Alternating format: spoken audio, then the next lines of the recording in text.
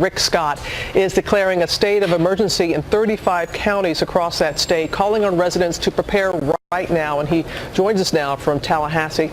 First of all, Governor, I know it's a very busy morning for you and other authorities, so we appreciate you spending some time with us. I know how important it is to continue to get the word out. Can you tell us the latest preparations that are going on right now in your state? Sure, Robin. We are about 12 hours away from starting to feel the impacts of this. I think we're working diligently to try to get everybody to understand the potential of 12 feet of storm surge in some areas is just deadly. I mean, just think about, if you just think of those, we've seen those pictures of tsunamis coming in, that's just what, 2 or 3 feet, and that's deadly. We're going to see it all along the Panhandle. We haven't seen anything like this in the Panhandle in decades. And we know that there have been mandatory as well as voluntary evacuations in those threatened areas. Do you anticipate that there will be more evacuation orders? I think we are monitoring today. I'm talking to the local counties, the local sheriffs, the local mayors, to push everybody to make sure and make decisions as quickly as possible. We don't want our roads to get clogged. We want to make sure everybody can evacuate. We're making sure we continue to have fuel all across the state. With Irma last year, it was 9 feet down the Keys, and water just flows in fast and sucks everything out. You cannot survive this. No one's going to survive. If you get 7, 10, you're not going to survive this. Don't take a chance. You are very concerned, and rightfully so, of the storm surge. And I don't have to tell you, that there are many people who are in coastal areas, and they say that they have evacuated before and nothing happened, and they want to ride this one out. So what is your specific message to those folks? Think about your family. They don't take a chance. What if it's worse than what they think? I mean, this storm is monstrous. Robin, we haven't seen anything like this in the Panhandle in decades. And if you take the part of this that's going to hit, it's a very low-lying area. The water is going to come in quite a ways, could come in miles because it's very low-lying. So why would you take a chance? Well, thank you, Governor Scott. I hope people are listening to you in your state and in that area. And expected to cause plenty of damage. It's a storm surge that really has the coastal regions concerned. ABC's Victor Okendo is in Florida, where they are expecting up to 12-foot surges. Good morning to you, Victor. Good morning. That's right, Michael. 12 feet of storm surge possible. That is the big concern here along the coast. And just to give you an idea of what that would look like, imagine this boat completely underwater. This marina still needs to get cleared out. A lot of these boats will have no chance against Hurricane Michael. We should start feeling the first of those tropical storm force winds in just a matter of hours. This county not taking any chances. There is a mandatory evacuation in place. The Emergency Operations Center will be busing people out of town later this morning, and they are calling that a one-time opportunity. Time is quickly running out here.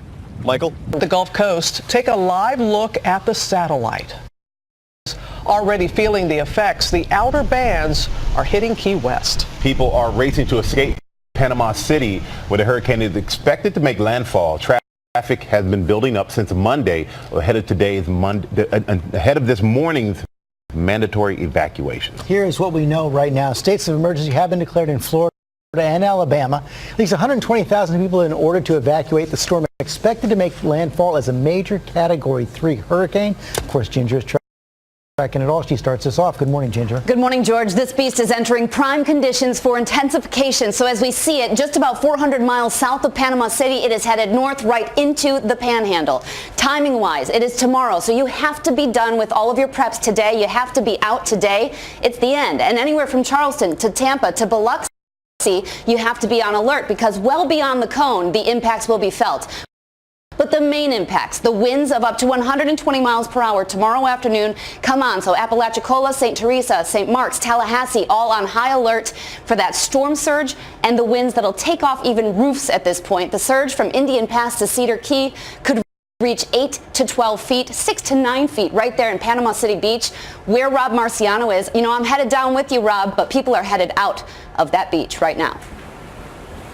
They are, and they don't have a whole lot of time.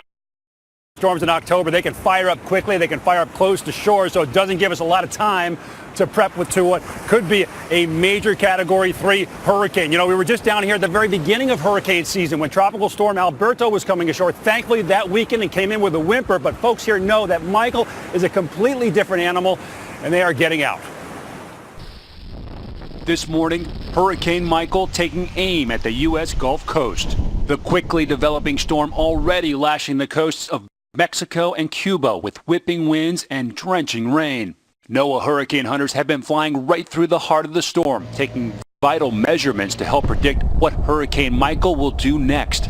And they're saying the worst is yet to come. We're getting winds close to 100 miles per hour. Unfortunately, all the indications are that it's going to continue to strengthen a lot overnight and throughout the day tomorrow. Now the storm is in the Gulf, heading towards the U.S. Michael's outer bands already reaching Key West and Alabama. President Trump warning residents to be aware and listen up. We are working with state and local officials in Florida to take all necessary precautions. These cars leaving Panama City Beach stuck in bumper-to-bumper traffic for miles, getting a head start on what is now a mandatory evacuation. And then there are these residents in Tallahassee in a line of cars around the block at gas stations waiting hours for fuel, while other Florida residents prepping sandbags to protect their property and stocking up at grocery stores for what is sure to be a damaging storm.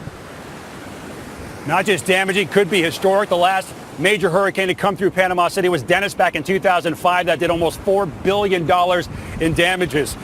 Tourism, a multi-billion-dollar industry as well. This pier is normally rocking with that. These beaches are lined with hotels up and down here, and those folks are trying to get out as well. The oil rigs, they've been evacuated. They've been moved. They've been shut down. Airplanes at the Air Force bases have been moved as well. They say you can hide from the wind, but you have to run from the water. In the case of Hurricane Michael, it's not a bad idea to do both.